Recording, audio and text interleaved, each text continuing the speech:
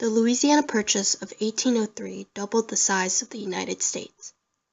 The territory stretched from the Mississippi River in the east to the Rocky Mountains in the west, and from the Gulf of Mexico in the south to the Canadian border in the north. It is considered one of the most important achievements of Thomas Jefferson's presidency. French explorer Robert Cavelier de La Salle first claimed the Louisiana Territory. France ceded the land to Spain 80 years later and lost most of its other North American holdings to Great Britain following its defeat in the French and Indian War in the years of 1754 to 1763. In 1800, however, French leader Napoleon Bonaparte pressured Spain to sign the Treaty of San Ildefonso, under which he received the Louisiana Territory. Napoleon was a French military officer who rose through the chaos of the French Revolution to become the Emperor of France. In the first 2 decades of the 19th century, he was the most powerful and fearsome individual in Europe, leading French armies to conquer much of the continent. Back when Spain still had control over the Louisiana Territory, American merchants and farmers could send their goods down the Mississippi River and store them in New Orleans without paying export duties under a 1795 treaty.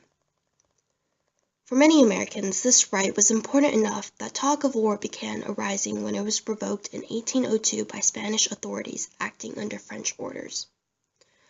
Former Treasury Secretary Alexander Hamilton believed that the U.S. should seize and then negotiate. Jefferson's own party, the Democratic Republicans, supported a resolution that would keep thousands of men ready to march at a moment's notice. This bravado arose largely because Napoleon's powerful army had yet to reach Louisiana.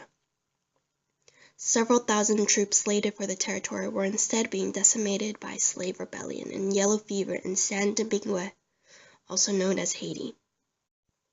However, on the advice of a French friend, Jefferson offered to purchase land from Napoleon rather than threatening war over it. He sent over his 2 chief negotiators, James Monroe and Robert Livingston. Beyond their expectations, Napoleon offered the entire Louisiana Territory on April 11, 1803. A treaty was then worked out.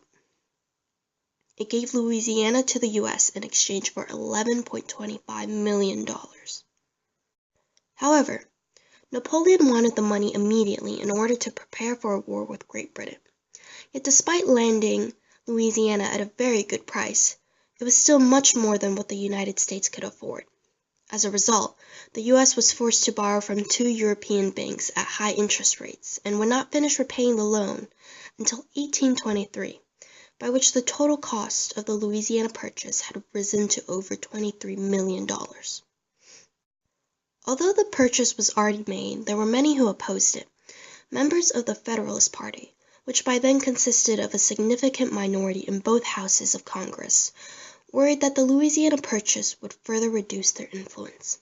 Jefferson himself had doubts about the legality of the Louisiana Purchase because he had always supported a strict interpretation of the Constitution, and there was no provision empowering him to purchase territory.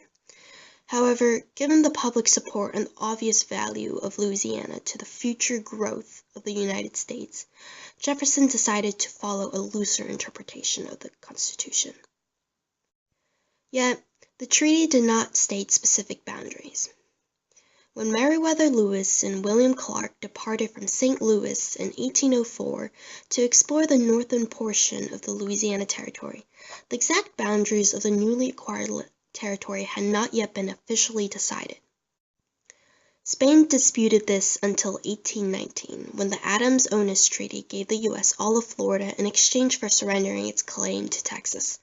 Another example of this is when Great Britain and the United States agreed to establish the 49th parallel as the border in 1818. Lewis and Clark's expedition, however, cannot be underestimated. They introduced hundreds of varieties of plants and animals, met with dozens of native tribes with Sacagawea, and produced an accurately mapped route to the Pacific Oceans. The group came to embody the values of Manifest Destiny, and also encourage adventurers to discover and explore. The Louisiana Purchase of 1803 also affected the United States in many other ways. As a result of this massive amount of land, American expansion began almost immediately. Many people had left their homes in the East in search of economic opportunities, land ownership, and farming freedom.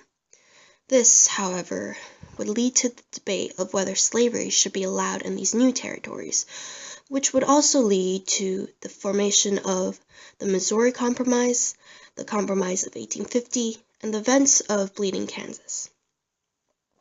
In addition, the Louisiana Purchase allowed Americans to further encroach on Native American lands, pushing them further and further west into small farming reservations. Attempts of assimilation also occurred. So, this wraps up the Louisiana Purchase of 1803 and how it all began and how its legacy continues to impact Americans today.